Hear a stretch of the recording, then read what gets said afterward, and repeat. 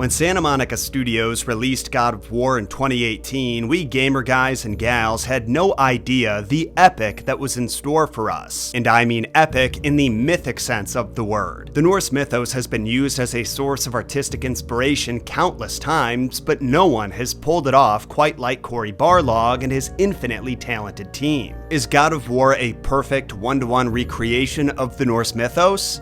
Definitely not, but that was never the intention. Instead, they used these figures and their stories, which have been around for 1,000 years, to weave an elaborate narrative about familial struggle that made mythology nerds like me fall even more in love with the Nordic world. With that said, curious minds can't help but wonder, just how accurate to the mythology is it? Where did the creative liberties begin and end? I've spent the past several years researching the answers to those questions, and today I'm going to compare and contrast every character that Kratos and Atreus encounter on their journey to Jotunheim's Peak with their mythological counterpart. Additionally, we're going to talk about Kratos' origins in Greek myth, because although we're primarily focusing on Norse myth today, I think it'd be weird to do the messed up origins of God of War without talking about the God of War. I am going to save Atreus or Loki's origins for the breakdown of God of War Ragnarok though, because that's where the majority of his connections to the myths take place. But first, nothing sends me into a Spartan rage like finding out that my personal info's been stolen again.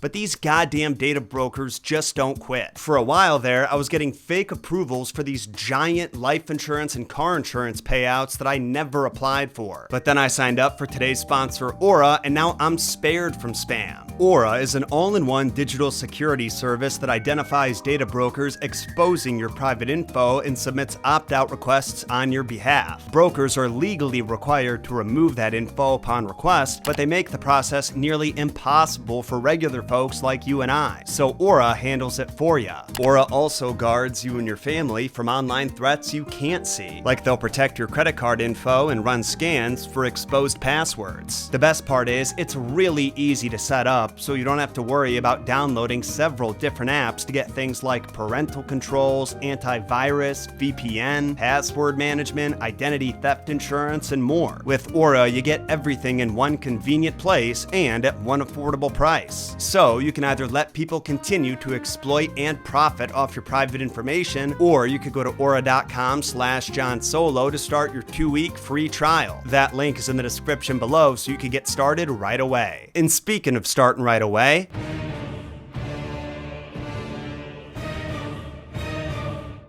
basically, when Santa Monica Studios began developing the hero for their new bloody beat-em-up set in ancient Greece, they wanted a character like no one had ever seen before. One who emanated power, rage, strength, and allowed the player to live out their bloodiest, most violent fantasies. Emphasis on fantasies. Since the game took place in the world of myth, it wasn't restrained by the rules of reality, and so the scale of its story, levels, and enemies was turned all the way to 11. And they needed a character to match that energy. Their unnamed protagonist went through a number of interesting and unique designs during his development. Visual artist Charlie Wen was given the following adjectives to work with: brutal, nasty, violent, antisocial, angry, f*** you. This led to a wide variety of designs. Concept art shows Kratos covered in armor from head to toe, with long flowing hair, and even with a little companion like a dog or a baby on his back. But ultimately, none of these were found to be very suitable for their vision. The artists found as they stripped their hero of excessive design elements, the more raw and animalistic he felt.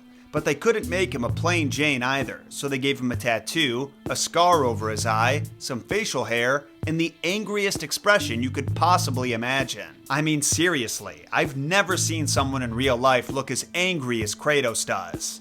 Of course, I don't know anyone who was tricked by the gods into killing their family, so that's probably why. After his design and story were fleshed out, this character needed a name, and considering the quest he was about to embark on, which entailed not only killing the most feared mythological monstrosities, but also a literal god, they settled on the ancient Greek word for his most defining characteristic, Kratos, which translates to strength. What's funny about this is that the developers didn't realize that Kratos was also the name of the god who personified strength. And while his story is very different than game Kratos's, there is some overlap that you wouldn't expect.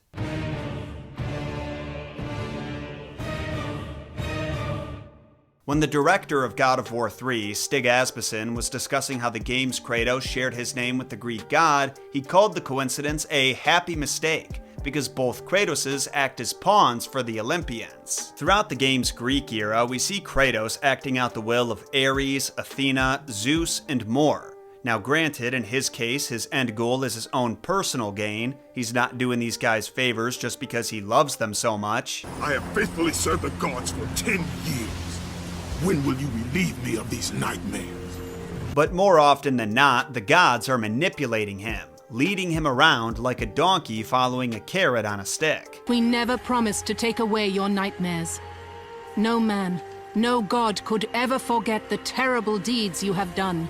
Now, Kratos in myth is not nearly as tragic a figure, but he is a servant of Zeus and fully aware of it, openly discussing this fact in the most well-known story he appears in.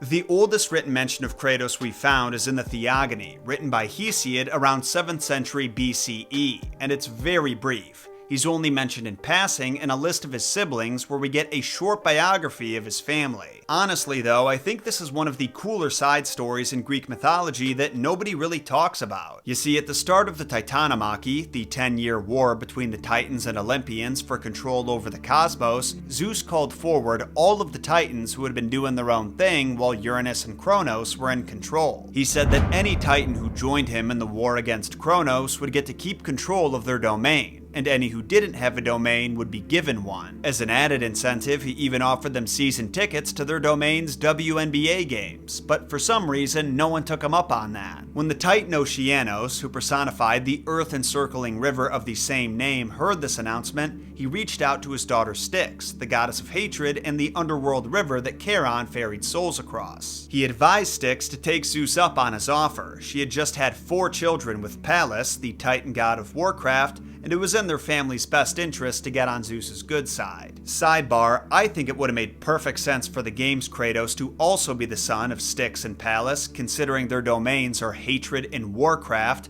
It doesn't get any more on the nose than that, but the developers chose to make him the son of Zeus and a woman named Callisto, who was very loosely inspired by the Callisto from myth. Depending on which version of her story you read, Callisto was seduced by Zeus, and either he turns her into a bear to hide her from Hera, or Artemis transforms her as a punishment for violating her vow of chastity. The Callisto in game doesn't turn into a bear per se, but rather a hideous beast that makes bear noises.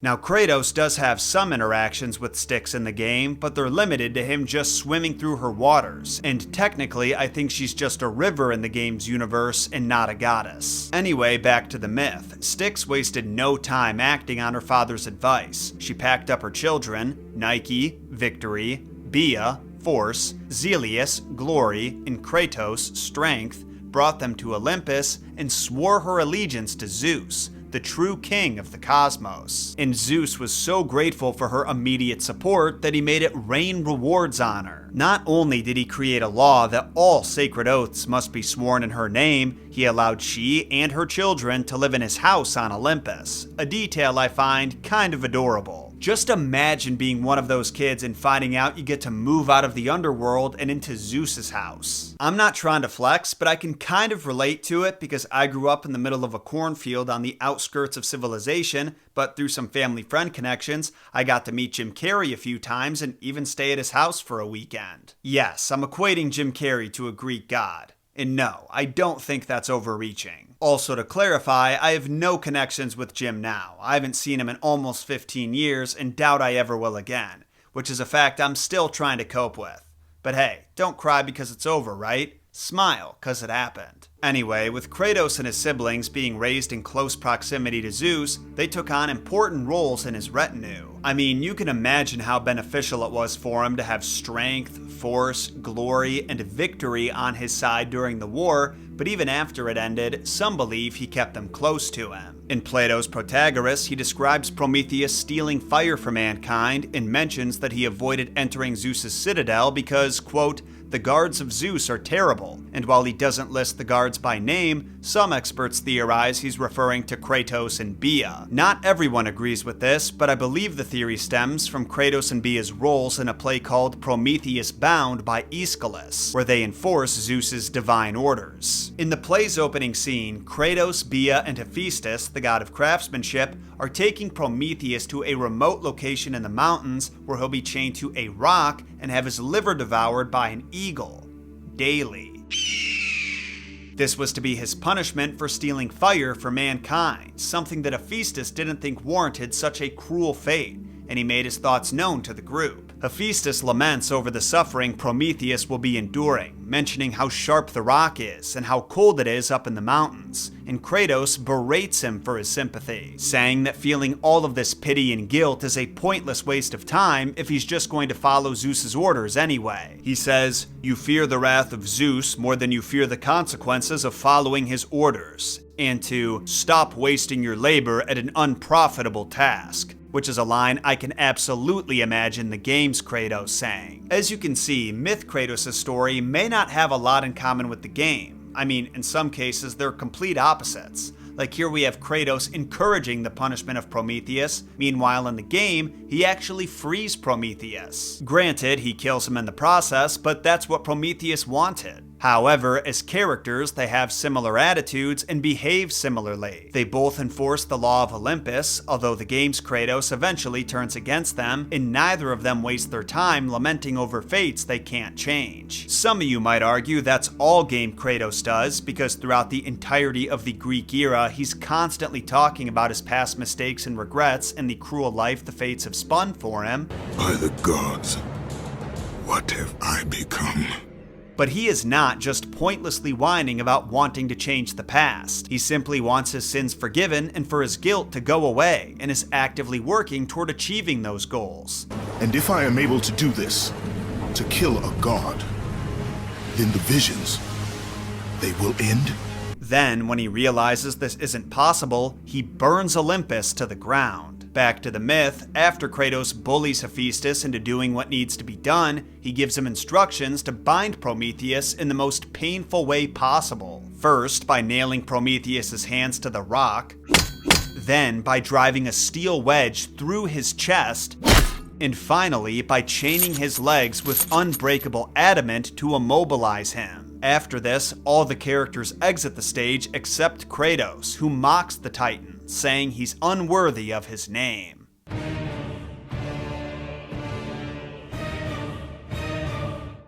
While Kratos bears a loose resemblance to the god of the same name, his story has more in common with the tragic heroes of myth, like Heracles and Oedipus. Heroes who were on a path toward greatness but made a life-changing mistake that left a permanent stain on their soul. For Oedipus, that was killing his father and marrying his mother. Icarus flew too close to the sun and melted the wax holding his wings together, and Orpheus was on the cusp of rescuing his wife from the underworld when he broke his promise to Hades by looking back and then lost her forever. In my opinion, the hero who bears the strongest resemblance to Kratos would be Heracles. Both men were manipulated by the gods into killing their families in a blind rage, and what makes them unique compared to other tragic figures is that their stories don't just end after the mistake is made. In fact, both men went on a journey of atonement that lasted over a decade and ultimately would be far more famous for what they accomplished on this journey instead of the cruel act that put them on that path. The biggest difference between them is why they did it. In Heracles' case, he was simply living too happy of a life for Hera's comfort, so she cursed him with insanity and he mistook his family for monsters that had to be slayed. But Kratos was after power and the thrill of victory. Ares!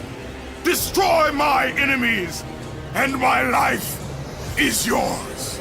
And his patron god Ares didn't want his family to hold him back from achieving greatness, so he ordered Kratos to attack the village that his wife and daughter were living in, going so far as to trick him into killing them himself. With your wife and child dead, nothing will hold you back.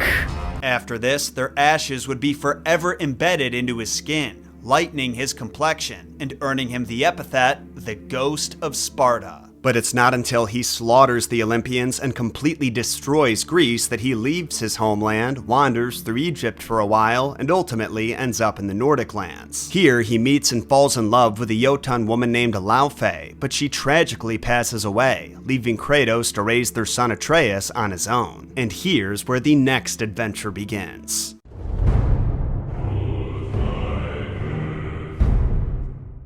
God of War kicks off with a bang in the literal sense of the word when Kratos and Atreus are visited by a mysterious stranger who feels no pain, and Kratos has to kick his ass. This desensitized stranger is Baldur, the golden boy of Norse myth. Well, if we were talking Greek gods right now, I'd be starting this off with a breakdown of what Baldur was the god of, what his sacred symbols were, how people worshipped him, all those basic details. But the Norse gods functioned in a very different way than the Greek gods did. Or any other gods for that matter. Instead of presiding over a single domain and having a personality that reflected that, each of the gods was a complicated, multifaceted being who may have been associated with particular qualities, but didn't necessarily have sole dominion over them. They acted just like people, each with their own unique interests, strengths, and weaknesses, only because of their elevated status, many of their personality traits were magnified. Basically take the best things about you and the worst things about you, now crank them both up to 10. That's how you'd be as a Norse god. And what's fascinating is that while they certainly appreciated sacrifices and celebrations being conducted in their honor, they didn't necessarily require their followers to worship them in that particular way. If you wanted to declare Odin your patron god and join a cult dedicated to praising him, you could,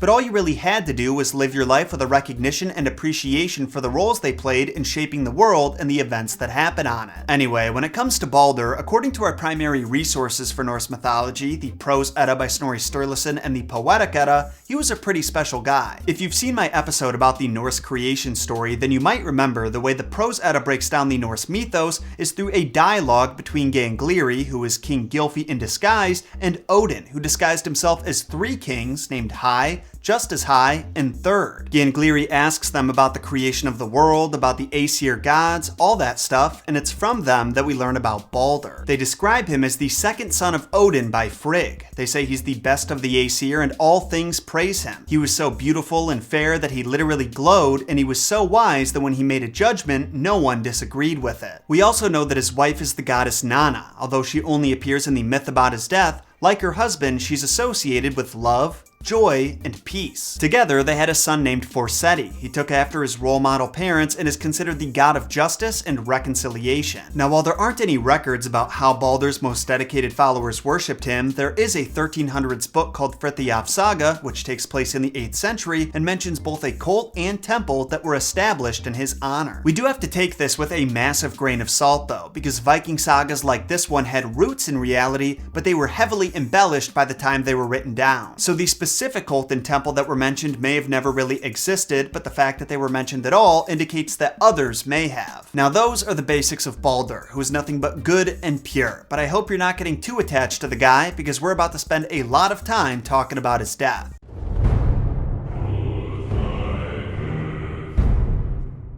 So like I said in the intro, the story that Baldur is known for the most is his death. In fact, it's brought up pretty much every time he's mentioned in the old texts. But if you want the entire story of how he's killed, why he's killed, and what happens after, you're gonna have to piece it together from multiple poems in the Poetic Edda and an excerpt from the end of the Gylfaginning. The good news is, I already went ahead and did all that, so I'm gonna spend this section jumping back and forth between the Eddas so you can hear it in chronological order. Don't worry though, I'm gonna clearly label each section to avoid confusion, and so those curious can look it up themselves.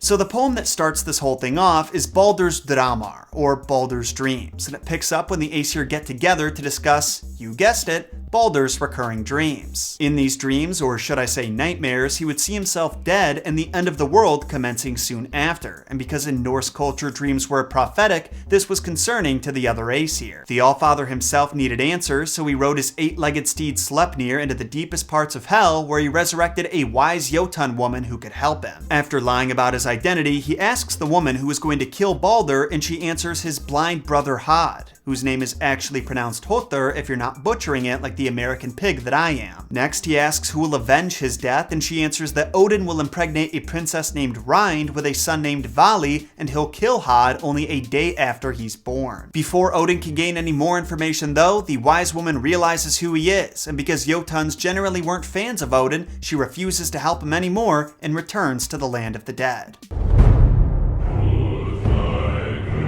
So it's at this point that we go back to the prose Edda, where we're treated to the vast majority of the rest of the story. It actually picks up at the same exact moment as the Baldur's Dream poem, only instead of following what Odin does after the meeting, we follow Frigg. The goddess was horrified at the thought of losing her perfect son, so she went around the cosmos extracting promises from everything you can imagine that they will never hurt Baldur. Fire, water, iron, all kinds of metal, stones, the earth, trees, disease, beasts, birds, and all manners of creeping things agreed to her terms, but there was a plant that she overlooked. Now, after returning from her journey, she told the Aesir that Baldur was officially safe from all harm, so they took it upon themselves to test this claim. They proceeded to throw stones, swing swords, shoot arrows, just about anything you can imagine to hurt Baldur, but their attacks would always miss or bounce right off. And you're gonna love this, the gods actually had so much fun throwing things at Baldur that it became a regular pastime for them. Everyone would partake in the fun except for two people, Loki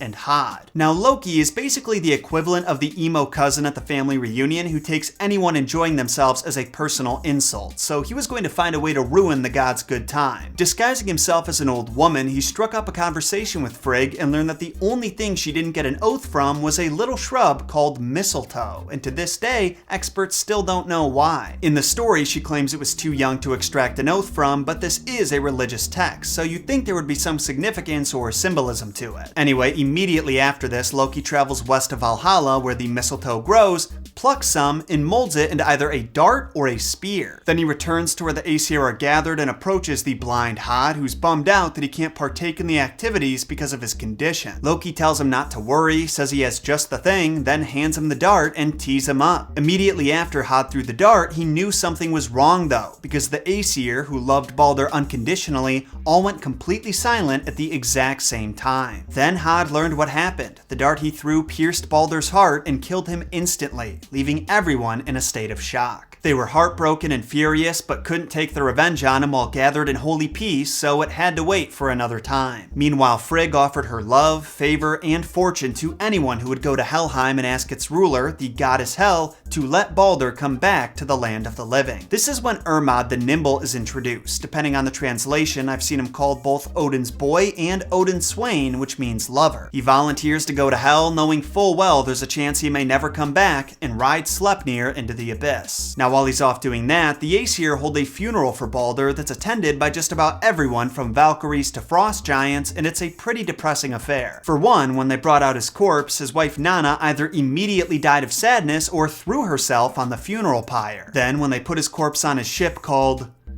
something I can't pronounce, they realized Baldur was the only one who could launch it. They had to recruit a giant woman to give it a decent push-off, only she had to do it so violently that the whole thing burst into flames. Also, Thor, who was taking the loss of his brother particularly hard, wanted to crush the giant woman's skull, but the gods convinced him not to, so instead, he punted a dwarf onto the burning boat. Listen, I know Thor's the protector of Midgard and we owe him a lot, but I think we can all agree that was a dick move. What the f? Weird. Anyway, another important detail that I'd probably get roasted for not mentioning is that Odin whispered something into Baldur's ear before his body was put on the pyre, and to this day, only the two of them know what that was. This interaction gets referenced every so often in other poems and myths, and once Odin even used it to stump his opponent during a wisdom contest, which was definitely not fair. Moving on, Hermod rode through the icy blackness of Helheim for 9 days and 9 nights before reaching the Hall of the Dead. He finds Baldur there, sitting in the seat of honor. They hang out for a while, then he asks the goddess Hel if Baldur can come back to the Aesir. Now, usually Hel doesn't like to cut deals, but Baldur was a special guy, so when she found out how sad everyone supposedly was about his death, she told Hermod that if he could get everyone to cry for him, she'd let him go, but if not, he'd be stuck there forever. This was no easy task, but the Aesir were up for the challenge. They immediately split up and traveled across the cosmos to get the word of everything that it cried for Baldur. Men, beasts, the earth, stones, trees, and all metals. They were this close to getting it done, but a giant woman named Thok, who many think was Loki in disguise, refused to cry, so they were shit out of luck. Baldur was dead, and they wouldn't ever see him again. Now, to those wondering if the Aesir ever found out about Loki's role in Baldur's murder and if they got revenge, I'm happy to report that yes they did, and yes they did. Before we get to that though, there's a poem called Lokasenna, meaning Loki's wrangling, that you're gonna want to hear. To put it simply, Loki attends dinner with the gods, gets plastered, kills one of their serving boys, then goes on to exchange insults with everyone in attendance, who, lucky for him, is not Thor. This trading of insults was actually pretty common in Norse culture and is called flighting. You can think of it as a rap battle for Vikings. Some of the highlights from this exchange entail Loki calling Bragi a coward, saying Freyja's a slut, and telling Tyr that he could have had his wife if he wanted. Then at some point Frigg steps in and says this: "You know, if I had a son like Baldur sitting here with me in Aegir's hall in the presence of these gods, I declare you would never come out alive. You'd be killed shortly." So basically telling him if Baldur was here, you'd be dead. But as you no doubt expect, Loki goes for the jugular with his response: "You must want me to recount even more of my mischief, Frigg. After all, I'm the one who made it so that Baldur will never ride home again." In other words, "Oh, you mean the dead son who I killed? Yeah, shame he's not here to kick my ass." Now that's the extent of Baldur's inclusion in this one, but I find it interesting that Frigg said he would have killed Loki had he been at that dinner, because the Baldur I described earlier was not a violent deity. Remember what I said in the intro though, the Baldur that we know today, the one that we're learning about, has undeniably been influenced by Christianity, and Snorri may have been trying to harmonize him with Christ himself. With that in mind, this poem was not written by Snorri and is older than the Prose Edda by an estimated 250 years at least. Which means that in this context, Frigg was probably referring to the traditional Baldur, who was a fierce warrior. In fact, his name can actually be translated to mean brave or defiant lord, which is more fitting for the violent version. In sidebar, I fucking love how beautifully they blended these variants together in God of War. You get to see this psychotic warrior god who's closer to what you'd expect the Vikings to worship, but you're also exposed to his mother's perspective, who sees him as her beautiful, perfect baby, like how Snorri describes him. In the way they took Frigg's gift of him not being able to feel pain and turned it into a curse where he couldn't feel anything, and how that drove him to insanity, just amazing. I'd hope that you, of everyone I'd faced, would finally make me feel something, but you can't. Don't worry, that's not the end of Baldur. Back to the Gylfaginning, Loki realized that by killing Baldur and insulting every one of the Aesir gods, he was due some bad karma. So he tried to hide from his fate and built a little cabin in the Midgard mountains that had doors on all four sides so he could see his enemies coming from all directions and escape. This wasn't enough to protect him though. He was eventually caught by Thor, then he and the rest of the Aesir took Loki and his family deep into a cave where they would all be punished. They transformed his son Vali into a wolf and made him tear apart his brother Narfi. Then they used Narfi's intestines to bind Loki to 3 big rocks. Then the Jotun goddess Skadi hung a serpent just above him so its venom would drip onto his face. Loki's wife Sigyn was forced to stand by him and hold a bowl to catch the venom. It would give Loki some peace, but every time she had to dump it out, more venom would spill on him, and it was in these binds Loki was cursed to stay until Ragnarok. What, did you think the Greek gods had a monopoly on psychotic torture methods? Those who want a more detailed description of Fimbulwinter and Ragnarok should check out my episode on the origins of Ragnarok, which I'll link on screen and in the description. But if you're sticking around, we still have a surprising twist to discuss. So the last poem that mentions Baldur's death, Völuspá, is actually the first poem in the Poetic Edda. The reason I didn't mention it until now is it spoils a twist ending. Völuspá follows Odin as he attempts to retrieve some knowledge from a wise woman he resurrected from the grave, similar to the one in the Baldur's Dream poem I covered earlier, maybe even the same one. You could pretty much think of this as the Poetic Edda's equivalent to the Gylfaginning chapter of the Prose Edda. To prove her knowledge, the woman breaks down past events like the creation of the earth, the origin of dwarves, the first man and woman, then she recalls some of Odin's secrets and the details of his quests for wisdom, and finally she discusses the destruction of the gods in the final battle known as Ragnarok. Somewhere during this spiel she references the death of Baldur at the hands of Loki, but towards the end is when the other shoe drops. After Ragnarok, Baldur will come back. She says he, alongside his brother Hod, will return together with Baldur having forgiven him, which may be symbolic for a new age of peace. But don't get too excited, Solo fam, because the Vikings may not have really believed in this epilogue. Once again, it's possible these ideas were worked in by a Norse poet who was influenced by Christianity and may have incorporated this very theological feeling resurrection story as his way of showing that the Norse religion predicted the arrival of a new god and the transition of power. There's no way of knowing for sure, but from what I've gathered in my research, the Vikings don't come across as people who would actually believe this. I think they'd prefer the world story to end after a massive war between the gods and the forces of hell, rather than continue on to this new age of peace, bliss, and rounded edges that's described. I'm definitely no expert, but that's my belief.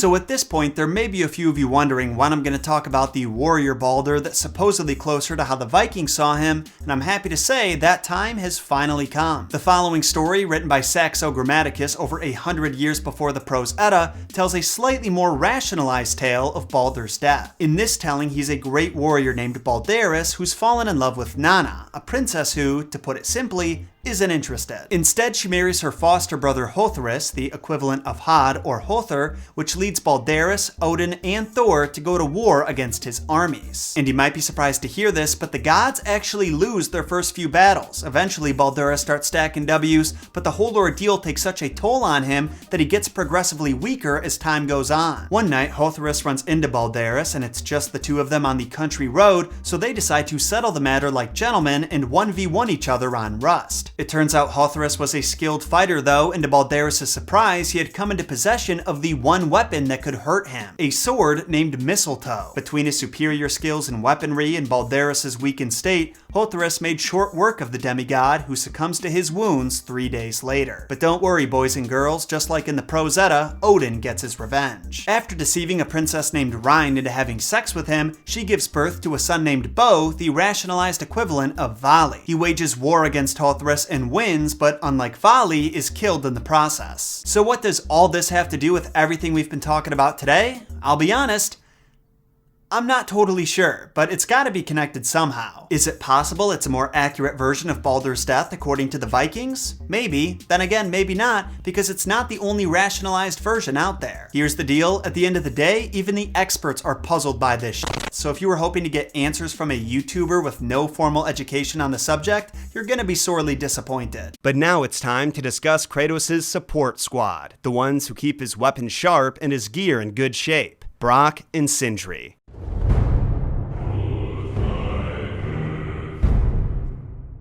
There is no shortage of memorable characters in God of War. Sarcastic squirrels, decapitated, reanimated wise men, East Coast Odin. I basically have a 14-way tie for my favorite. That being said, the dwarven blacksmiths, Brok and Sindri, and the relationship that they have as brothers holds a special place in my heart. They don't always get along. Hell, when you first meet them, they aren't even on speaking terms. Your brother wanted to know if you're getting enough to eat. I guess I could tell him you are. Brok was asking about me? Was there meat on his breath? But they care deeply about each other, and it's obvious they take a lot of pride in the work that they do together. It was me what made her. Me and my brother. Was one of our best. I know that blade. It was one of ours, but, we didn't make it for you.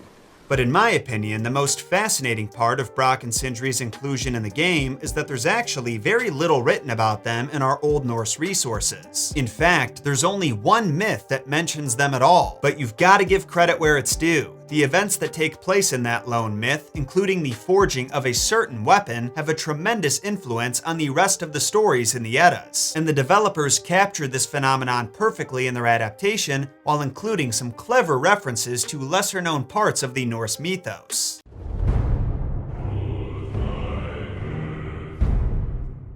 Before you go any further, spoilers abound in this episode. I know there's a few of you thinking, how much can he spoil really? The answer is the whole damn thing, so proceed with caution. The myth that we're primarily focusing on today can be found in the Prose Edda. Written by the Icelandic poet Snorri Sturluson around 1220 CE, it's one of our two most used resources for Norse mythology. The other being the Poetic Edda, written by a bunch of nameless, faceless poets who we pagans owe our infinite gratitude. The story begins like many others in Norse mythology, with Loki being a shithead. On this occasion, he made a pretty bad judgment call and decided to shave the head of Thor's wife, Sif, so that she was completely bald. He left no patches, no little nubs, nothing. And when Thor woke up to the horror of seeing his own face reflected back at him in his wife's shiny head, he immediately knew who to blame. This was obviously Loki's fault, because anytime anything went wrong, it was Loki's fault. But when Thor confronted him, threatening to break every bone in his body if he didn't find a solution, Loki reassured him. He said he could easily convince the dark-skinned dwarves called Ivaldi sons to create new hair for Sif that was even better than her old hair. Hair made of gold. And while Thor remained skeptical, he probably realized he could just as easily snap Loki in half later, so he accepted the trickster's promise. Next, Loki went to Ivaldi's sons, who are not Brok and Sindri, and persuaded them to make said golden hair, plus 2 other gifts for the Aesir. But then, he took his plan a step further. He approached another pair of dwarves whose names were Broker and Eitri and wagered his own head that they wouldn't be able to make 3 gifts that were as good or better than Ivaldi's sons. Not one to shy away from a challenge, Broker accepted the terms and put his own head on the line as well, which Loki greatly enjoyed. Then, he and his brother went to work. Now, as you probably figured out already, Broker, whose name translates to badger, was the mythological basis for Brok, while Eitri, whose name means poison, inspired Sindri. Only the developers gave Sindri the name that's found in the Codex Regius instead of the Prose Edda, for some reason. When it comes to the brothers' personalities, those were completely invented for the game. I will say Brok's no fucks given attitude is consistent with that of a badger, but that's about the extent of the overlap. Back to the story, for their first item, Eitri laid a pigskin in the furnace and told Broker to blow the bellows non-stop until the skin was ready to be taken out. For those who don't know, bellows were devices that blew air on the forge fire, leading to a higher rate of combustion, therefore making the forge hotter. So Eitri left for the smithy while Broker started pumping the bellows. He was huffing and puffing away when a fly landed on his hand and bit him. A lesser blacksmith might have been distracted by the bite, but it would take more than that to throw Broker off his game. When Eitri returned, he pulled the prize out of the furnace. It was a living, breathing boar with golden glowing bristles. Then he threw a gold ingot into the furnace and gave Broker the same instructions I gave your mom last night. Whatever you do, don't stop blowing. Sorry, I had to do it. In honor of Brok. He would have enjoyed that one.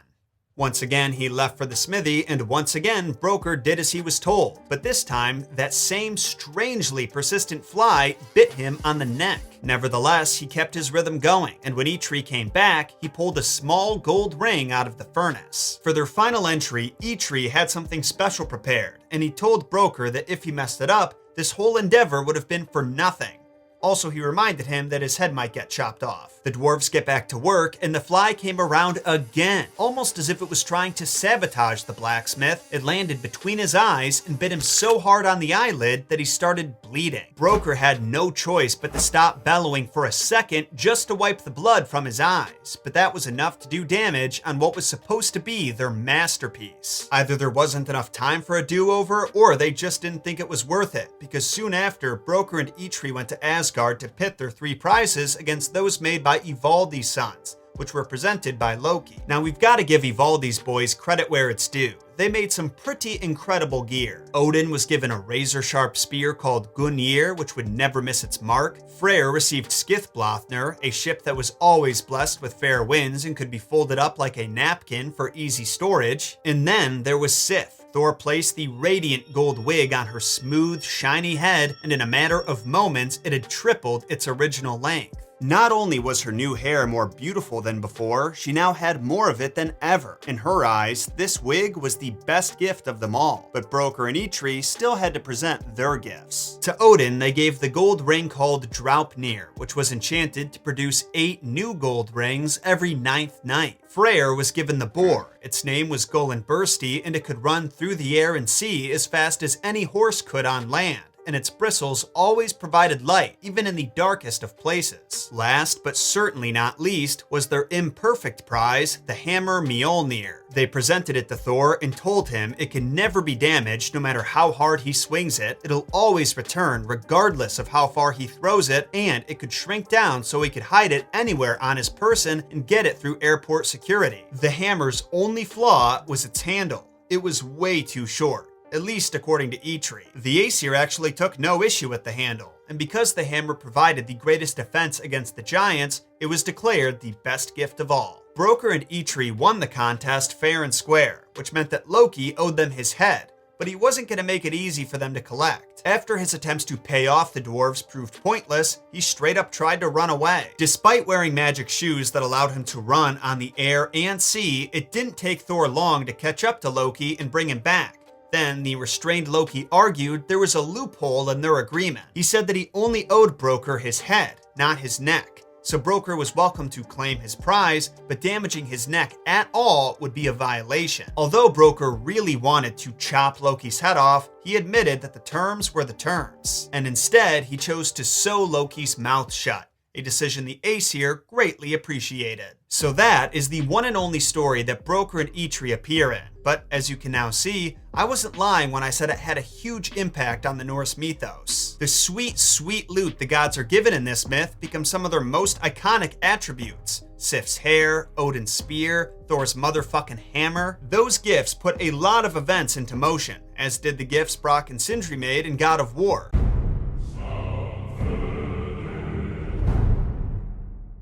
So in the God of War universe, the process of forging Mjolnir was nearly identical to the mythology, down to the fly biting Brok and disrupting his rhythm. But unlike the myth, there was no chance this fly was Loki because Loki is Atreus, and Atreus wasn't even born yet. With that in mind, instead of Brok and Sindri crafting the hammer as part of a bet with Loki like their mythological counterparts, they simply did it to make a name for themselves. A decision they would regret for years to come because that same hammer was used to eradicate 90% of giants. Sidebar, it's worth noting that while the contest between the Huldra brothers and Ivaldi's sons doesn't happen in this universe, Odin does still rock his iconic spear, Freyr has his folded up ship, Sif's hair is as good as gold, and Draupnir was still created, though it seems Brok and Sindri kept it for themselves until Kratos came along. Draupnir? I bloody knew these two had nicked it. And Odin blamed me for it disappearing. They stole Draupnir. We didn't steal nothing. We just ungifted what never should have been gifted in the first place. We don't know where this Freyr got his bow or if Sif's hair is all natural, but according to Lunda's workshop notes, it was Ivaldi himself, not his sons, who made Odin's spear. No word on what happened with Gullinbursti, but maybe the game hit its max boar population with Hildisvíni. Now when the guilt over the Jotun massacre grew to be too much for Sindri, he convinced Brok to help him make a weapon that could match Mjolnir's power and bring balance to the Force. I mean the 9 realms. Only the crafting of that weapon led to an incident. It's briefly mentioned by Sindri in the game, but to get the details, you have to either read the God of War wiki or listen to the Lost Pages of Norse Myth podcast, an official podcast that Sony created to build hype for the God of War 4 release and expand on its story. I just found out that podcast existed while researching for this episode, and what I learned made me kinda mad they didn't tell us more in the game. It turns out that while Brok and Sindri were making the counter weapon, the Leviathan axe, a spider crawled up Brok's leg. He almost killed it just out of reflex, but remembering the damage that gadfly caused all those years ago, Brok refused to break his concentration. If he wanted to attain true perfection, that spider had to be ignored. Unfortunately for Brok, that spider had seen him smush one of its relatives earlier that day and wanted revenge. It bit him on the leg and injected venom into his bloodstream. Brok was able to keep it together for another minute or so, but the moment Sindri gave him the all clear, he collapsed. The weapon had come out perfectly, but it cost Brok his life. That is how Brok died. The first time. And as we all know, his brother Sindri refused to accept it. He actually brought Brok's corpse with him to the Lake of Souls in Alfheim and fought legions of other souls to retrieve 3 of Brok's 4 soul parts. It wasn't the whole package, but it was enough to bring Brok back to life, mostly unchanged. The only noticeable difference was that his skin had turned blue, the color that Old Norse texts often used to describe corpses. In the first game, Sindri tells Atreus that Brok turned blue from not wearing protective gear when handling silver. He prefers to work with metals using his own bare hands. Ugh.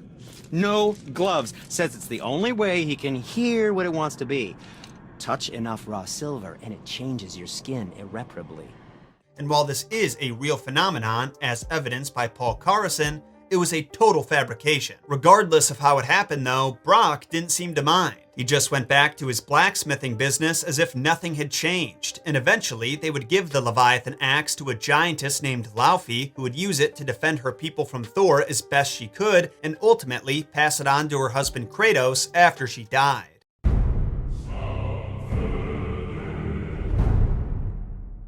I want to take a minute to explain what the hell happened with Brok's soul, because that whole storyline references a pretty niche part of Norse mythology. We don't know a whole lot about what the Norse people thought about death and the afterlife, because they didn't write anything down until Christianity had already contaminated their views, and before that, there was no one accepted interpretation for how the universe and gods function. So while the Norse concept of the soul may not have even existed until the Christians got involved, they did believe there were 4 distinct components to the self. Those were the hamr, which translates to shape or skin and relates to how other people view us. The hugr translates to thought or mind and represents human consciousness. And the hamingja can be interpreted as a kind of luck, only instead of unpredictable and arbitrary, this kind of luck means a person's success in life through their skills, decisions, actions, and attributes. According to Mímir, the 4th part, and the part Brok was missing, was his fylgja, his direction. You can think of the fylgja as a sort of guardian spirit, and when someone died, it was believed the fylgja raced to the afterlife first in order to convince the Norns about an individual's worth so they could be welcomed to Valhalla, or wherever they wanted to go. By the time Sindri got to the Lake of Souls, Brok's fylgja was long gone. But that didn't stop the codependent dwarf from making a decision that he had no right to make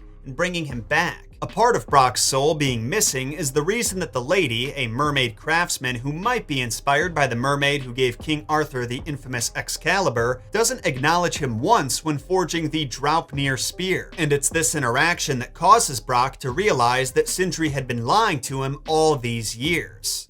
Fuck! Damn it, Sindri, you lying cat scrubber! I knew it. I died. I fucking died! His incomplete self is also why he's gone for good when he dies at the hands of Odin. Sindri's fear of being alone damned his brother to an eternity of non-existence, the same non-existent state that Sindri curses Odin with at the end of the game when he smashes his soul with Anfari's hammer. Now this might be a hot take, but in my opinion, Sindri brought this on himself. It was his idea to build the hammer, his idea to fix his fuck up by building the axe, and then his idea to bring his dead brother back to life despite knowing that he didn't have all his soul bits. I love Sindri, and seeing him broken by the events of Ragnarok really struck a chord with me. But I'm hoping and praying that by the time the next God of War game comes out, he's gained a little perspective and accepted responsibility. If he doesn't, he might end up being a boss battle. And we all know what happens when a boss finds themselves in Kratos' path.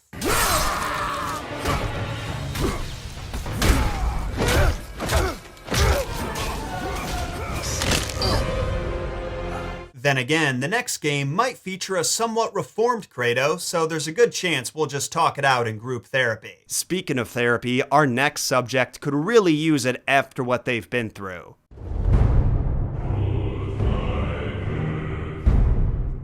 The Witch of the Woods, the leader of the Vanir, the queen of the Valkyries. The God of War games gave Freyja, the Nordic goddess of love and nature, one hell of a backstory. But if you're like me, you can't help wondering how much of it was based on real Norse mythology and how much came from the minds of the developers at Santa Monica Studios. Well, you're in luck, because that's the exact riddle that we're going to solve in this episode of the Messed Up Origins podcast. I've gone through the game's lore and our Old Norse resources with the finest toothed comb on this side of the Mississippi, and what I found will give you a whole new level of appreciation for both versions. Because not only did Cory Barlog, Eric Williams, and the rest of the team seamlessly weave their own narrative about family conflict and embracing change into these 1,000-year-old stories, but those stories are notorious for leaving experts with a ton of questions, and Santa Monica Studios found a ton of creative ways to answer those questions. One such question is whether or not Freyja is the same figure as the other most prominent goddess in the Nordic pantheon, Frigg, Odin's wife. In order to understand why that question is even being asked, though, I've got to properly introduce you to Freyja. or should I say Freyja, since that's closer to how her name was actually pronounced. Here's what we're gonna do. When I say Freyja, I mean the video game version, and Freyja is the real Norse goddess. If I didn't establish that now, this whole episode would be a lot more confusing than it's already gonna be.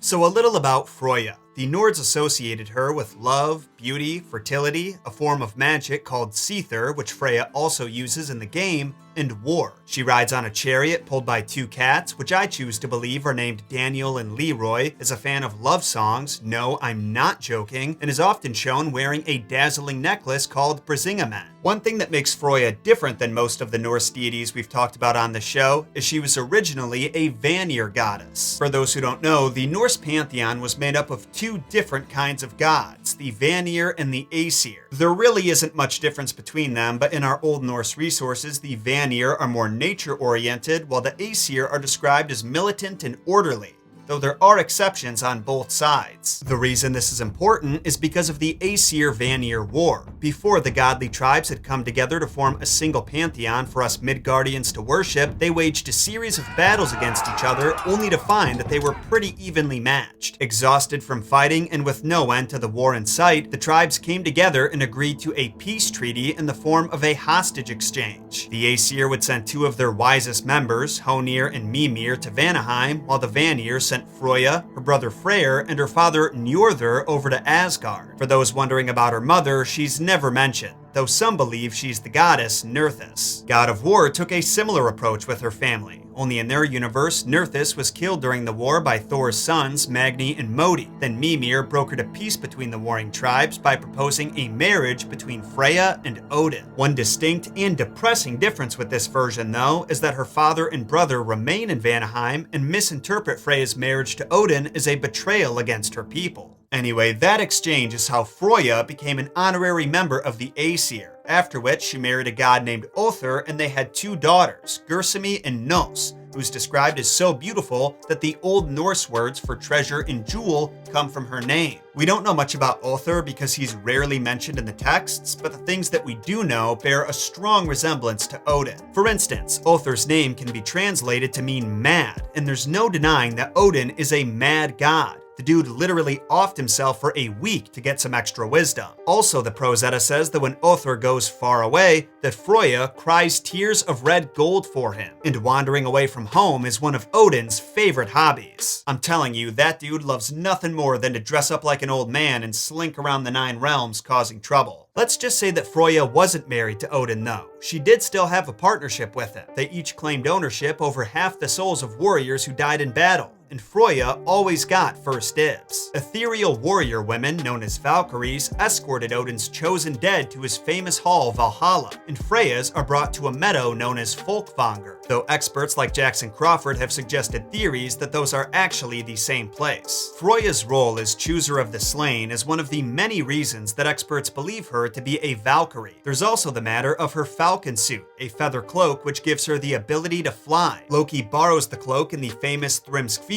poem where Thor's hammer is stolen by giants and the Aesir plan a heist where the god of thunder dresses up like Freyja and agrees to marry the giant who stole it. The Valkyries were also described as owning feathered cloaks, and if you've been tuning in to the Messed Up Origins podcast these past few weeks, you know that these cloaks were often stolen by men who wanted to marry the maidens, which is basically the opposite of what Odin did in the game. Freyja became Valkyrie Queen after marrying him, and when they divorced, he hid her wings. There's also a poem in the Poetic Edda that gives strong Valkyrie vibes, and believe it or not, it's a poem we've never talked about before. It's called Hyndluljóð, right? Hyndluljóð, or it's Song of Hyndla. That's what it's called in English. The poem follows Freyja as she wakes up a Volva, a witch, named Hyndla, so they can ride together towards Valhalla. Freyja's secret agenda is to learn about the ancestry of a human warrior named Ottar, who'd made many sacrifices to the goddess requesting help. She disguises Ottar as her loyal companion, a boar named Hildisvíni, who we accidentally shoot in the first God of War and then go on to formally meet in Ragnarök. Freyja rides the fake Hildisvíni alongside Hyndla, who's riding a wolf, and asks her a number of questions regarding Otar's lineage so he can eavesdrop on the answers. As far as I can tell though, the witch realizes that the boar is actually Otar and tells him anyway, either out of respect for Freyja or out of fear. Either way, I think it's interesting that Freyja can just ride to Valhalla whenever she pleases. I could be wrong, but I'm pretty sure we don't hear about many other gods doing that, so I'm wondering if it's an exclusive club for her, Odin, and the Valkyries. Not all stories about Freyja paint her in such a flattering light though.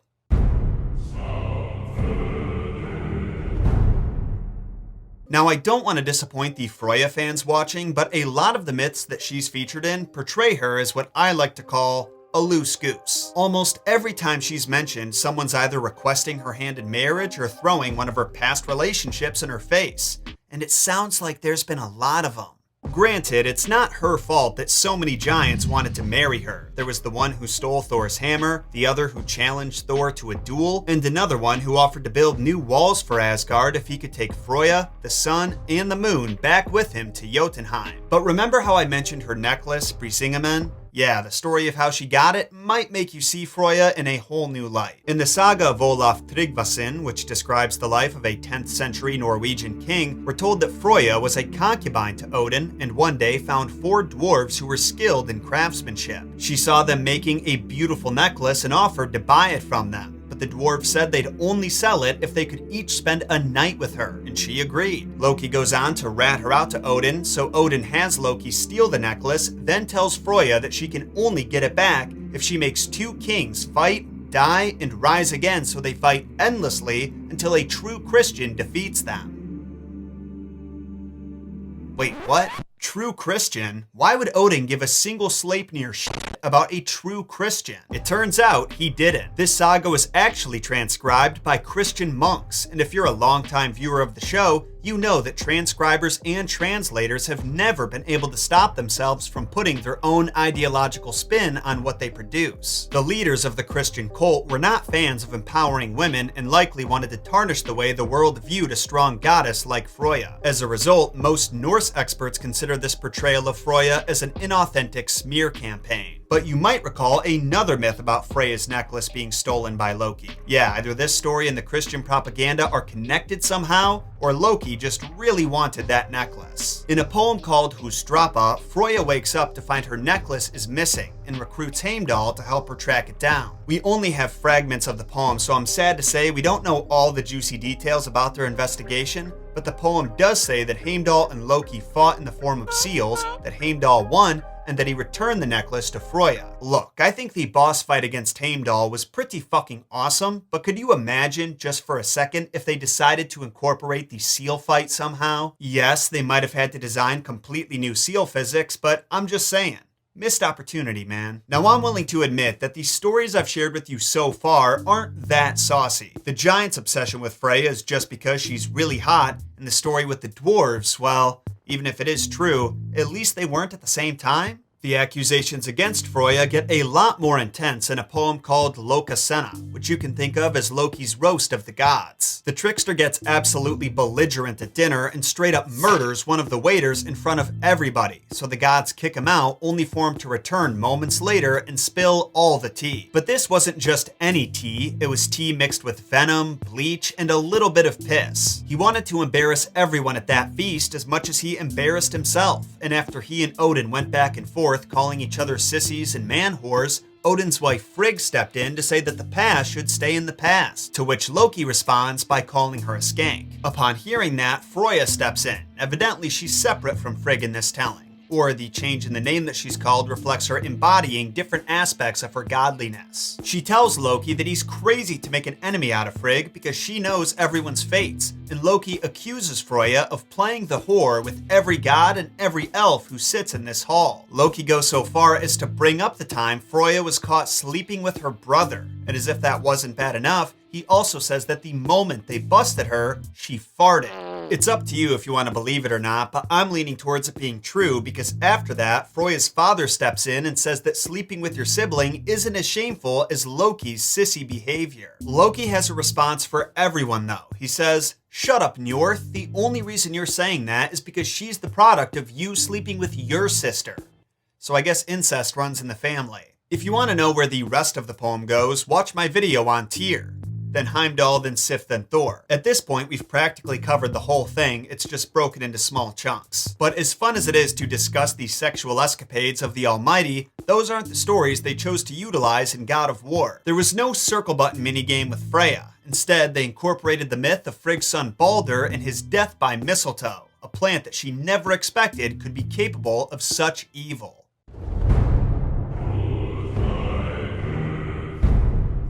In real Norse mythology and God of War, the countdown to Ragnarok begins after the death of Baldur, who is actually Frigg's son in myth, but in the game, he's Freyja's son, one of the few positives that came out of her marriage to Odin. In myth, Baldur's death is prophesied by his own dreams, and then by a witch that Odin reaches out to for answers. And in a desperate attempt to save her beloved boy, Frigg traveled across the 9 realms extracting promises from everything that it wouldn't hurt her son. And by everything, I mean everything. Animals, weapons, kings, and even rocks. The only thing she didn't take an oath from was mistletoe because she thought it was too young. When Loki found out that Baldur still had a weakness, he didn't let this information go unused. He fashioned a dart made out of mistletoe and tricked Baldur's blind brother Hod into throwing it. In the instant the dart pierced his chest, Baldur fell to the ground, dead. His story in the game goes down a bit differently. Freyja learns from the Norns' prophecy that Baldur is going to die a needless death, so she places a spell on him that makes him invulnerable to pain and injury. The downside is it also made him numb to every other sensation,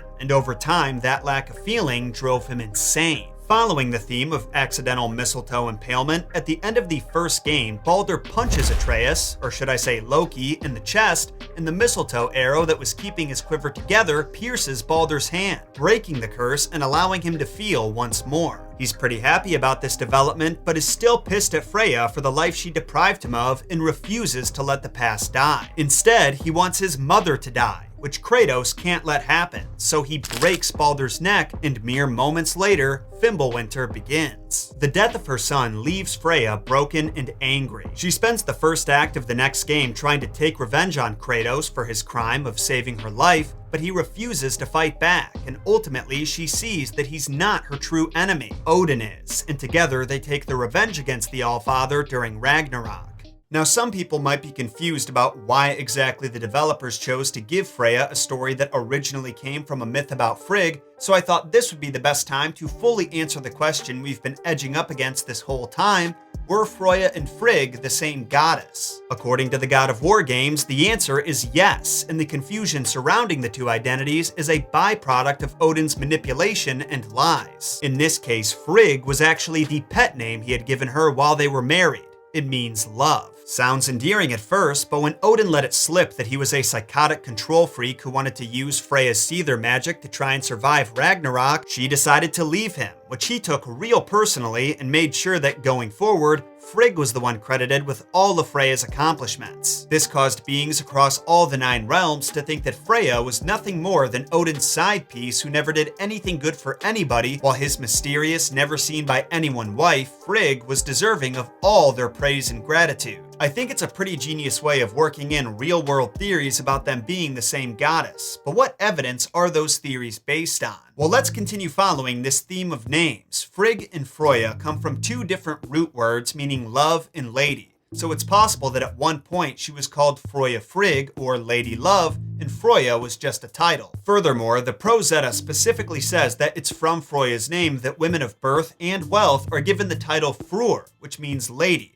comparable to Fru in Icelandic and Frau in German. The same rule applies to her brother's name. Freyr is just the masculine form of Freyja, so his name means lord, while hers means lady. And to echo what we covered earlier about her husband Othar more than likely being Odin, the section that mentions her marriage to him and his constant wandering says Freyja goes by different names when she travels to other realms in search of him. Those names include Madol, Horn, Geffen, and Seer. Now, I don't speak Old Norse, so I can't tell you what those names mean, but I find it interesting that she's known by different names in different nations, as the Edda puts it. It just reaffirms to me that her name totally could have flip-flopped between Frigg and Freyja, depending on the context. Then there's the whole issue with Frigg's family tree. she doesn't have one. We know she's married to Odin and that Baldur is her son, but when it comes to her birth family, we've got goose egg. Meanwhile, the opposite is true about Freyja. We know exactly who her father and brother are, as well as the domains they were associated with, but her husband Othar is a total mystery man, and all we can say for sure about her daughter Nos is that she was pretty. The fact that we're better informed about opposing parts of their lives makes it seem to me like they're two sides of the same coin, two pieces to the same puzzle. Two eyes on the same pug. There's poems like Lokasenna where they're very clearly two different people because they address each other by name, but it's totally possible that by the time that poem was written down, they had completely split from each other. Maybe in earlier versions of Lokasenna and the rest of the stories found in the mythos, they were the same. A phrase I say disappointingly often on this show is, we'll never know for sure, but it definitely applies here. In the worlds of folklore and mythology, we kind of just have to accept that there's a limited amount of information. People aren't digging up long lost scrolls every day that radically enlighten us on any of this shit. Regardless, I just want to take another moment to appreciate how perfectly the mythology was utilized here to tell this timeless tale about a well-intentioned mother whose constant interference turns her child against her. It's a mistake that's all too easy to make. Lucky for our next subject, he didn't spend enough time with his parents to be traumatized by them.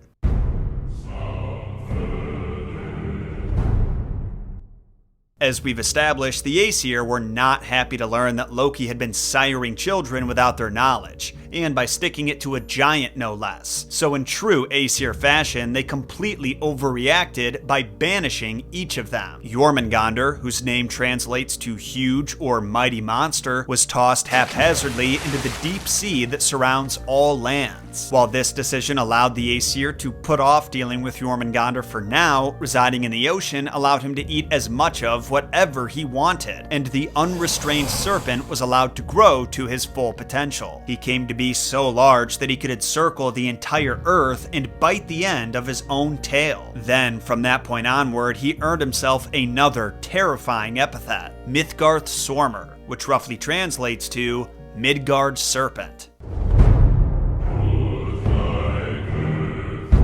Thor's first encounter with Jörmungandr can be found in a chapter of the Prose Edda called Thor's Adventures, and it follows he and Loki as they travel to Jotunheim with the intention of having an adventure. Now, I don't want to go into too much unnecessary detail with this myth because it's very long and our focus today is on Jörmungandr, who's only actually present for a few moments in this one. But don't worry, I'll be covering the full story in its own dedicated episode and the messed up origins of Thor, which will be coming out in a few months. That being said, it is he and Thor's first interaction with each other and basically the birth of their rivalry, so I do think that part is worth mentioning. So basically what happens is Loki, Thor, and Thor's two servants, Thialfi and Röskva, travel east into Jotunheim, and when they arrive at the hall of a giant called Utgarthur Loki, they're told they'll have to prove their talents if they want hospitality. One of the talents Thor tries to prove is his strength, so he's challenged by Utgarthur Loki to lift his house cat off the ground, something he says that all giants can do with ease. Thor is able to get the cat on his shoulders without much of a struggle, then he lifts it upward into the air, but the god finds that no matter how high he reaches, the cat just arches its back in the same direction, and as a result, he can barely get its paw off the ground. Unfortunately, that means he failed the challenge, but we learn at the end of the story that the contest was rigged. That wasn't actually a cat that Thor was trying to lift. Utgarthur Loki had used powerful magic to create that illusion, but in reality, Thor was holding the world's serpent.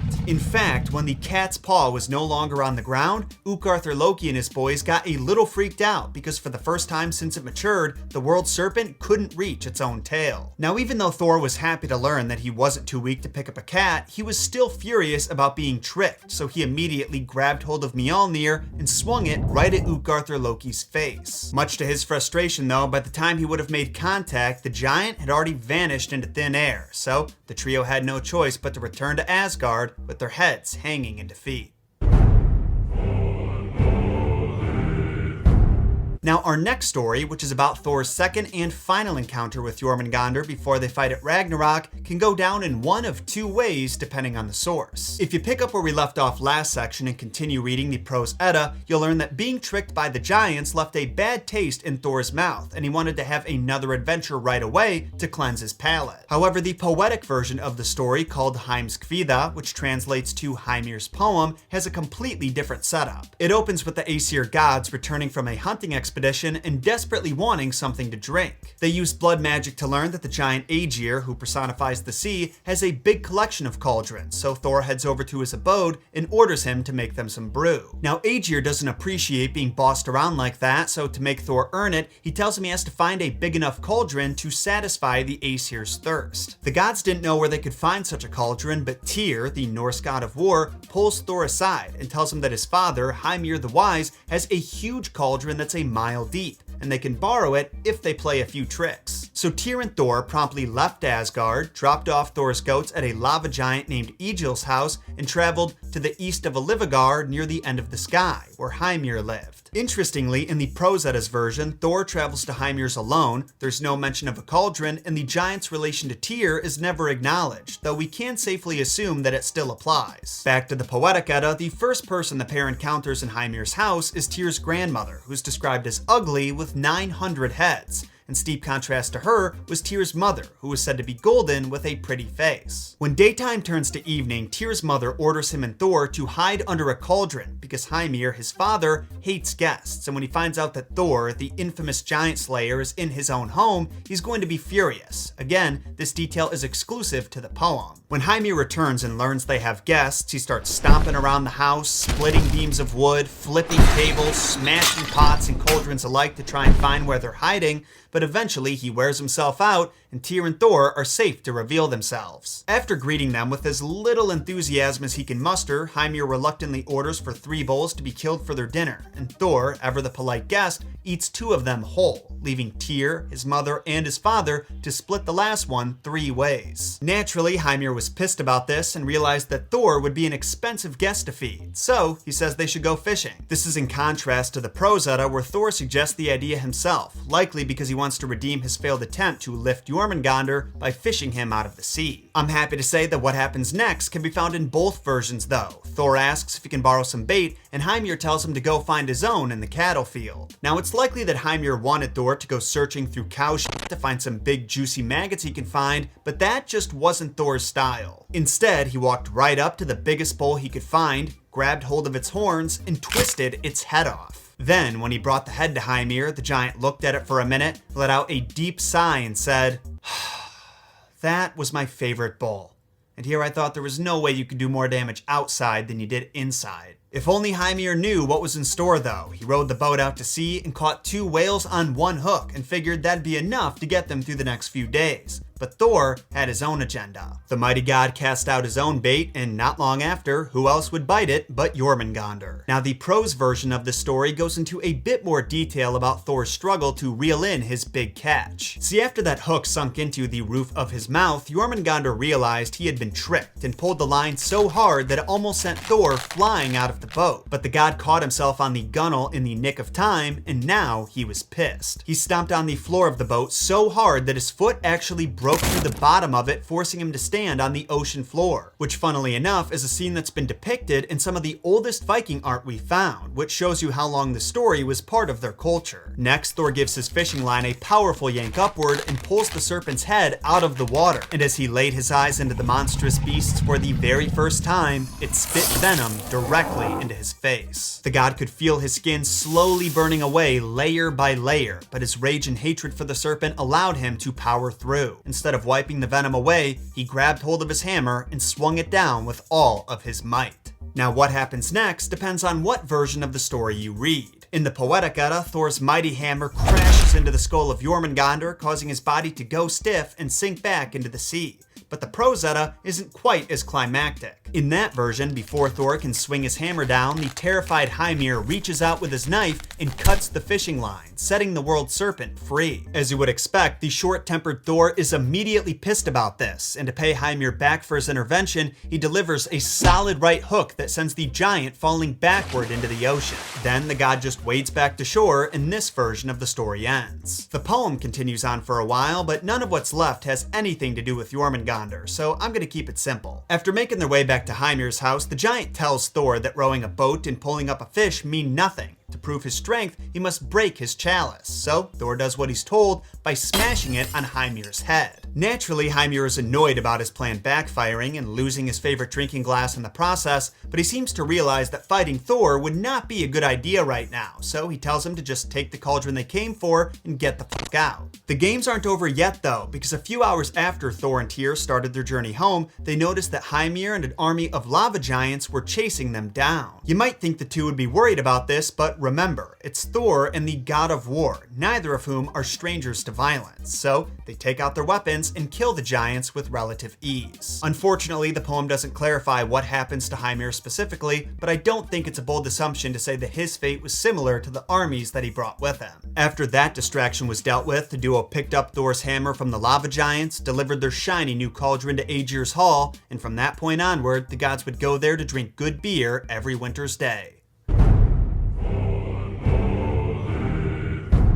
One of the most unique parts of Norse mythology is their belief in Ragnarök. For the uninitiated, Ragnarök is the series of events that culminate into an epic battle in the end of the world. After Loki tricks the blind god Hod into killing his brother Baldur with a dart of mistletoe, Fimbulwinter commences, and the world is forced to endure 3 seasons of winter in a row, with 3 more winters preceding those. Then, when the golden, crimson, and soot-red rooster start to crow, Heimdall will blow his Gjallar horn, and Ragnarök will be upon us. Now, pretty much every time I talk about Jörmungandr on this channel, I mention how I was disappointed that he was left out of Thor Ragnarök. With Hela being the main villain and Fenris her noble mount, we've got 2 out of 3 of Loki's kids with Angrboda from myth. The only one they left out was poor Jörmungandr, but I recently learned that's because they were saving him for Infinity War. Do you remember in Infinity War when Thor and Groot went to Nidavellir and helped Eitri the dwarf make Stormbreaker? Well, apparently this scene replaced Thor's encounter with Jörmungandr, or more specifically, Jörmungandr's children. Instead of taking Groot to Nidavellir, Thor and Rocket would have gone on a side quest to get Stormbreaker, which was embedded in Jörmungandr's skull, with the lore being that Thor's ancestor used the weapon to kill the world serpent generations ago.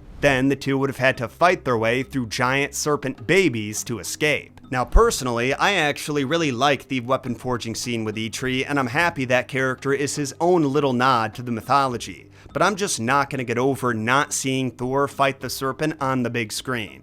I'm always going to be heartbroken. I want to give a shout out to the YouTube channel Bullets and Blockbusters for enlightening me on this. Not only is it a great channel for cinema buffs, but he just gave me closure on an issue that's annoyed me for years, so maybe he could do the same for you. Anyway, back to the mythology. You see, in the text, it said that Jörmungandr will enter a rage that'll trigger volcanic eruptions, earthquakes, and cause the world's oceans to overtake the lands. These floods allow a ship called Naglfar, which is made of the untrimmed finger and toenails of the dead, disgusting, to finally set sail, with Loki at the helm and the forces of hell alongside him. Once Jörmungandr arrives at the battlefield, he spits his venom into the air and sea, but he doesn't engage in fighting until Thor shows up. Now, it's at this point that I would love to go into detail about their epic battle and talk about the various creative ways they caused each other pain and misery, but the Norse texts don't really give us anything to work with. All we're told is that Thor gets great renown for slaying the Midgard serpent, but only takes 9 steps before Jörmungandr uses his dying breath to vomit a massive amount of venom onto Thor and give him a truly agonizing death.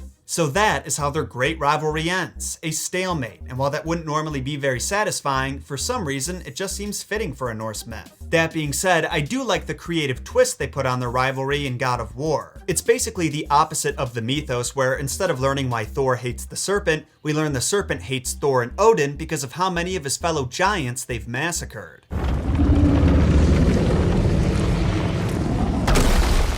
Why is he doing that?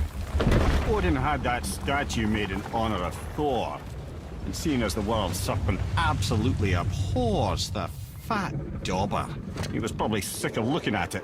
Jörmungandr eventually gets to take out his rage on those responsible in God of War Ragnarök, though his fight with Thor wasn't as epic as I was hoping. We don't get to witness them having this extensive cinematic battle to the death, rather they just fight in the background of the battle. But at least we finally got to see that long-awaited moment Mímir spoke of in the first game. It is said that when Jörmungandr and Thor battle at Ragnarök, their clash so violently shakes the Tree of Life that it splinters.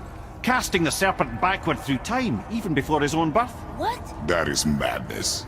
While I don't usually like time travel in stories, I'm mostly okay with how they used it in Jörmungandr's case. What I really like though is their creative twist on Jörmungandr being the son of Loki and Angrboda. I'm sure it's nothing. He just said the boy seemed familiar to him. Me? That's impossible. Oh, I quite agree. Unless, perhaps, he refers to something yet to be. Instead of being their biological child, or whatever he is in the myth, he was the soul of a giant that Angrboda and Loki freed and then implanted into a serpent before their confrontation with Grandma Grilla. Also like the myth, this Jörmungandr doesn't spend a lot of time with his parents, only instead of Odin throwing him in the ocean, he simply slithers away.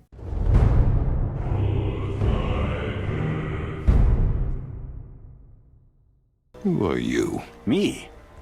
I'm the greatest ambassador to the gods, the giants, and all the creatures of the Nine Realms. I know every corner of these lands, every language spoken, every war waged, every deal struck. They call me Mímir, smartest man alive. And I have the answer to your every question. So did you get all that? Basically, he was a really smart guy. He gave counsel to Odin on a number of occasions and even played a vital role in teaching the Allfather everything he knows. His role in God of War is also one of my favorites, and I'd say how most people nowadays are introduced to Mímir. So just for fun, I'll be comparing and contrasting the video game version of his story to the version the Norse people actually believed in. And just so you're aware, I will be spoiling some major moments from that game and a tiny little bit of Assassin's Creed Valhalla, so if you want to avoid that, maybe come back after you've played them. You know, in the 60 hours it would take to complete both campaigns. So for those of you who never heard of Mímir before this video, you might be surprised to hear that he's actually mentioned in several of our ancient resources for Norse mythology. Not only in the Poetic Edda or Snorri Sturluson's Prose Edda, but actually another one of Sturluson's works. It's called Heimskringla, and I'll be honest, trying to break it down is a little above my pay grade, but to put it simply, it chronicles the history of Norse kings in a way that's more fantastical than accurate, and that also uses more humanized versions of the gods we're familiar with. Here's the thing though, pretty much all of these sources reference the same few stories about Mímir. So instead of sectioning off this video by the poems and chapters we're sourcing from like usual, I'm just gonna do it by the individual myths, starting with the basics. As mentioned earlier, if there is one thing Mímir is known for, it's his near infinite knowledge and wisdom, which may even surpass Odin's.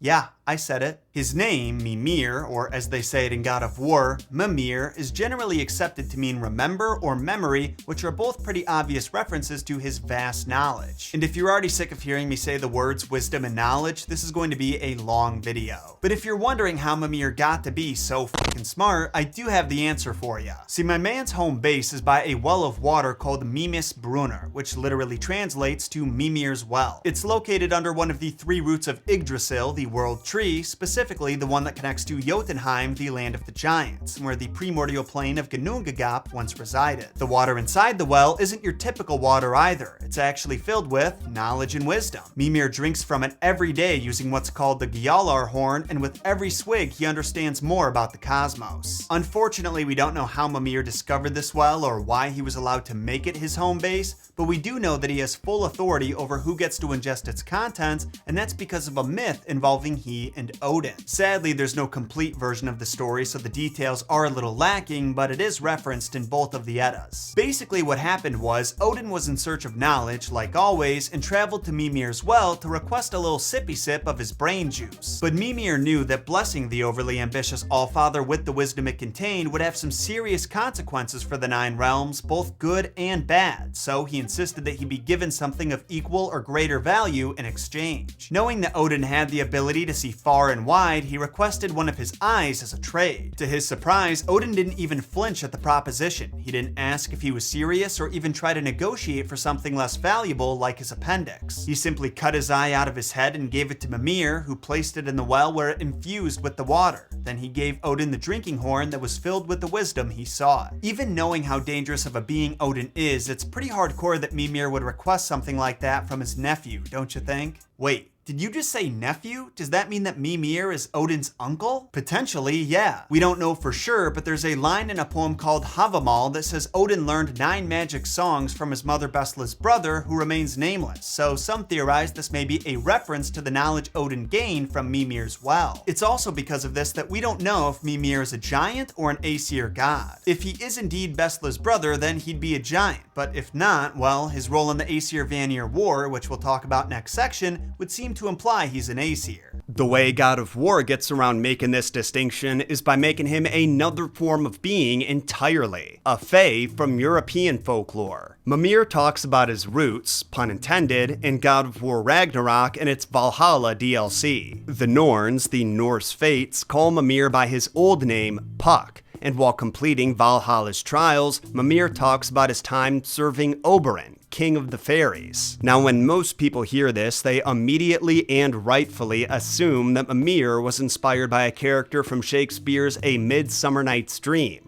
a trickster sprite also named Puck, who also served the fairy king Oberon. We can say this without a shadow of a doubt because of a particular story Mímir tells about serving King Oberon, where he's tasked with finding a magic flower that causes the affected to fall madly in love with the next person they see. There we observe the romantic complications of some local use, and Oberon gets it into his head to intervene. Bids me fetch him a magical flower that can manipulate the affections of others. Supposedly, the idea was to nobly help true love prevail over the pressure of family arrangements.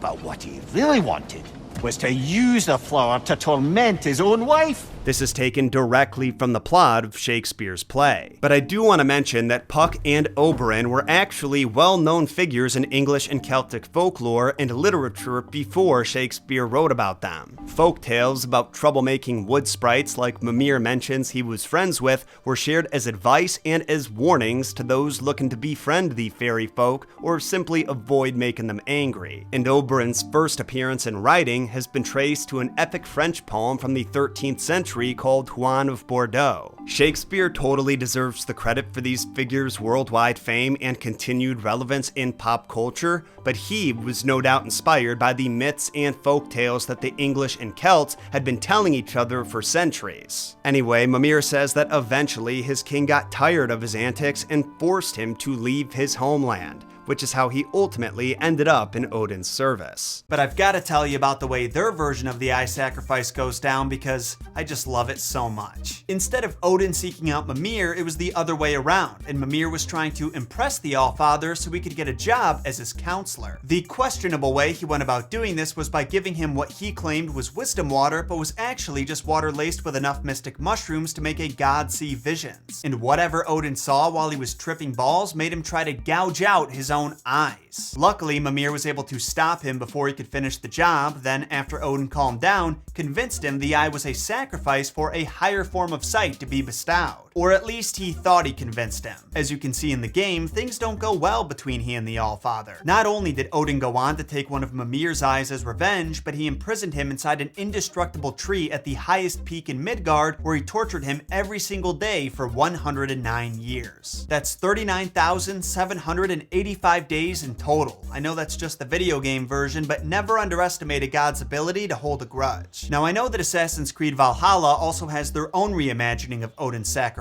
In this case, it was to gain the wisdom necessary to avoid his permanent death at Ragnarok. Well, it was for that reason and probably something to do with Templars. Unfortunately, I haven't played the game yet, so I don't have the complete context. Also, this giant lady is the same one who launched Baldur's boat at his funeral and accidentally set it on fire in the process. Pretty cool that they'd find a way to incorporate her into the story. So if you've seen my videos on the Greek mythos, you should know that wars between the gods aren't all that uncommon. The Olympians had to fend off usurpers on more than one occasion, and at one point were even the usurpers themselves. Well, the Norse mythos also has a war between gods, specifically the Aesir and the Vanir, who were the deities that concerned themselves more with nature as opposed to culture, though they weren't any less powerful than the Aesir. We don't actually know what caused the war to start, but the theory is that it was triggered by the Aesir's brutal murder of the Vanir goddess Gylfaginning Gylfig after she entered their territory. Gylfig, who some believe is the same figure as the goddess Freyja, was stabbed with spears and burnt on a pyre 3 separate times, but continued to be reborn. And on her third rebirth, she started practicing Seether, a form of magic related to telling the future, which may have helped her side put up such a good fight against the Aesir, who were known for and prided themselves on their triumphs in combat. In fact, this war went on for years, with both sides taking losses and having each of their homelands ravaged. So after realizing that all of this fighting wasn't gaining anyone anything, they agreed to meet and set up a truce. Part of this truce involved each of the gods spitting into a vat where their saliva mixed together, and from their spit, the wise being Kvasir was born. Another stipulation was that each side, both the Aesir and the Vanir, would exchange hostages, and this is where Mímir comes in. See, the Vanir sent their best men, Njord, who's described as wealthy, and his son Freyr. Meanwhile, the Aesir traded Mímir and Honir, who is described as large, handsome, and thought by the Vanir to be well suited for a leadership role. They decided to give Honir the title of chief, and Mímir would often be by his side to give him good counsel, only it wasn't long before the Vanir noticed a problem. Whenever Mímir wasn't around to help Honir make his decision, he would simply reply, "Let others decide," which is a pretty useless position, especially if you're chief. As a result, the Vanir felt cheated, like they traded 2 valuable members for just 1. So to send Odin and his cronies a message, they beheaded Mímir and sent his head back to Asgard, where Odin eventually discovered it. Now, why the Vanir discarded the only useful part of their trade, I'll never understand. If anything, they should have killed Honir, but Odin didn't mind. Using the magic he learned from the well and from his other various sacrifices, he embalmed Mímir's bloody stump with herbs so it wouldn't rot, then said charms over it, which gave it the power to talk to him and reveal secrets. From that point on, Odin would carry Mímir's head around with him whenever he'd travel or find himself in conflict, and the reanimated wise man would divulge the information he needed to gain the advantage. Now, once again, I absolutely love God of War's reimagining of these events because you can see exactly which parts of the original myth they took inspiration from. For example, in the game's universe, there was also an Aesir-Vanir war, but it was settled a bit differently. Instead of both sides exchanging hostages, Mímir proposed that the leaders of each side, Odin and Freyja, get married, which is interesting because she's actually the daughter and sister of Njord and Freyr, the 2 Vanir that were given to the Aesir in the real myth. Anyway, the marriage wasn't an idea that Freyja was fond of, but she did it for the sake of peace, and it worked for a while. Eventually, though, she had to leave Odin due to his tyrannical, unjust ways, and this infuriated him. Meanwhile, his counselor Mímir continued to give out sage advice that maintained the peace, and even befriended the giants to the point where they trusted him enough to put Bifrost crystals in his eyes, which allowed him to travel between realms at ease. And if you're wondering if that process hurt, again, I'll just let Mímir explain it. Did it hurt? No, because I wisely fortified myself with 16 cups of Billow Maiden's ale. Got so inebriated, I tried convincing the giants to put him in my nipples instead. Almost talked them into it too. Can you imagine? Mímir of the Bifrost teats. What I would give for a nickname like that. Now, Mímir having such an amicable relationship with the giants is what ultimately led Odin to decide he couldn't be trusted anymore and imprison him in that tree. You'll be happy to hear, though, that he does manage to escape imprisonment, just not in a very fun way. Instead of him getting beheaded by the Vanir and them sending his bloody stump to Odin like they're Kevin Spacey in Seven, well... I'm going to cut off your head now. Kratos does it. Then he takes Mímir's head to the Witch of the Woods, who's later revealed to be Freyja. She reanimates him in a very similar fashion as Odin did in the original myth, and he spends the rest of the game hanging from the waist of the bloody ghost of Sparta, offering bits and knowledge of insight from his centuries worth of adventures around the 9 realms, just like he did with Odin in the original myth. But when we first meet Mímir in the game, he's being confronted by Baldur and 2 other powerful figures who we're discussing next.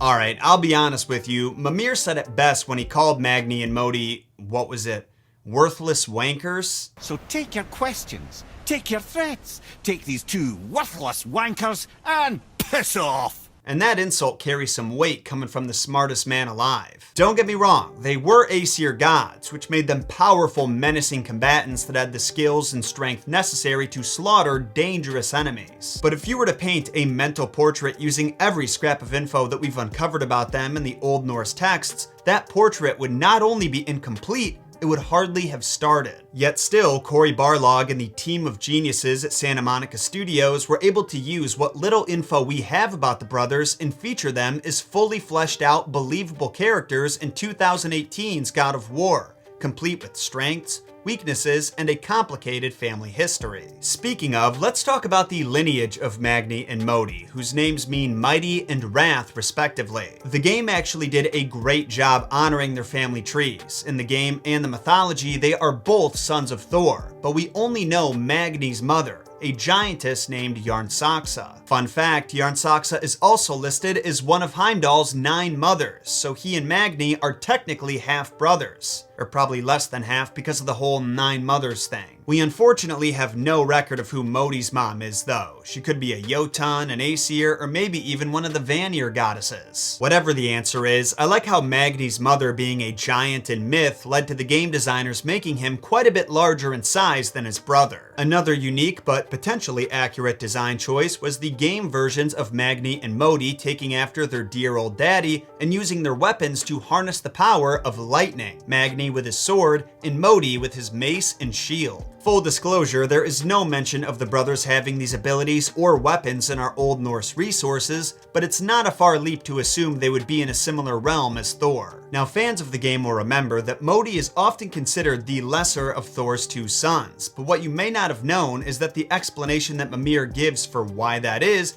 based on a real Norse myth that we've actually covered on this channel before. If you haven't heard the story of Thor's first duel, I'll give you a quick summary. And buckle up, because you're in for a treat. Essentially, Odin invites a Jotun named Hrungnir to feast and drink in Asgard after beating the giant in a horse race. Hrungnir accepts the invitation, but he's an awful guest who gets belligerent and starts threatening all of the gods. This made the Aesir pretty uncomfortable because Hrungnir was a powerful stone giant who would no doubt be able to mess up at least a few of them before being taken down. But lucky for the Aesir, Thor showed up before Hrungnir could act on his threats, and the Thunder God had no patience for giants being anywhere near Asgard. He was about to smash Hrungnir's skull with his trusty hammer Mjolnir when Hrungnir challenged him to a one-on-one duel, which Thor agreed to without hesitation. A few hours later, the 2 megalomaniacs face off and Hrungnir throws a massive whetstone at Thor, who's flying through the sky. Meanwhile, Thor throws his hammer at Hrungnir. The hammer easily smashes through the stone, breaking it into 100 pieces and continues on to its destination,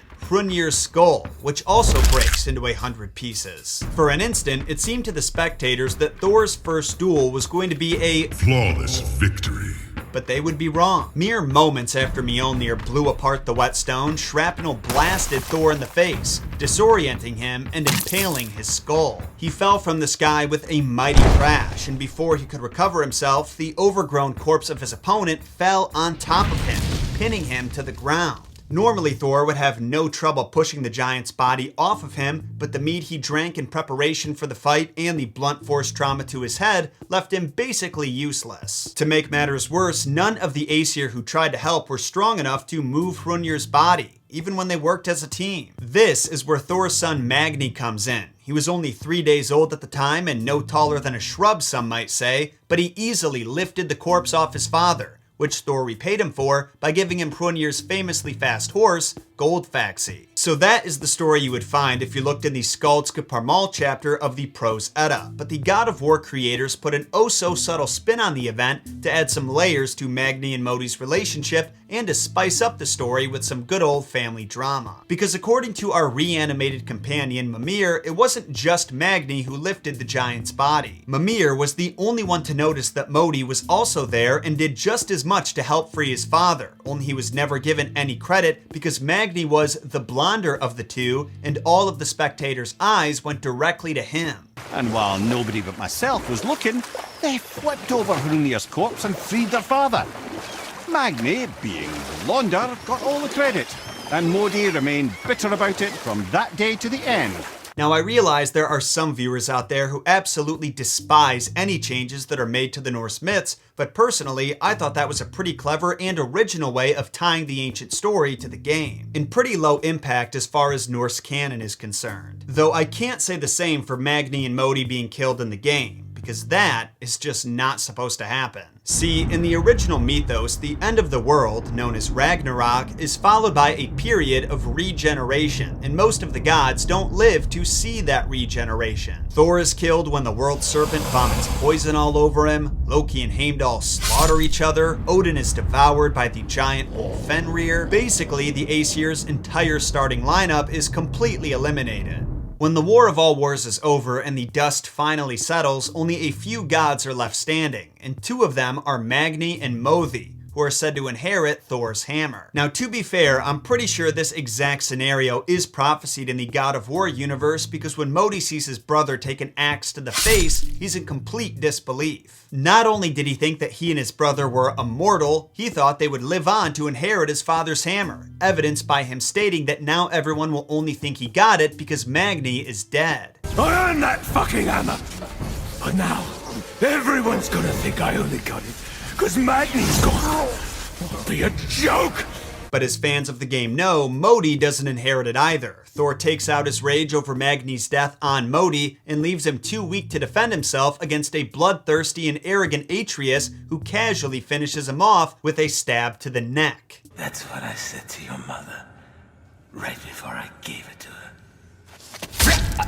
So in this story, Kratos and Atreus seem to be disrupting certain elements of the future that Odin had foreseen. Or this apparent disruption is actually what was predicted, and like most prophecies, Odin thinking he interpreted it correctly and his efforts to control and manipulate fate to his benefit are backfiring. Fate's a tricky thing, lad. And Odin's just arrogant enough to think he can get the best of it. Even if he can't prevent Ragnarok, he still hopes to learn enough details to influence the outcome. Kratos goes on to fight both Magni and Modi again during his trials in Valhalla, but this fight serves a different purpose. According to Kratos, Magni and Modi were a warning about how Atreus could turn out if Kratos had raised him as an authoritarian. And I raised him as I was raised, subject only to authority.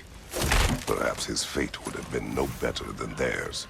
If he tried to control his son's fate instead of allowing him to make his own decisions and learn lessons for himself, he may have turned out just like these worthless wankers. Fortunately, Kratos exemplifies wisdom by learning from the mistakes of others, and while painful, he encourages Atreus to take the first steps on an adventure that will be entirely his own. Only time will tell us what that adventure entails and where the God of War's path will lead next.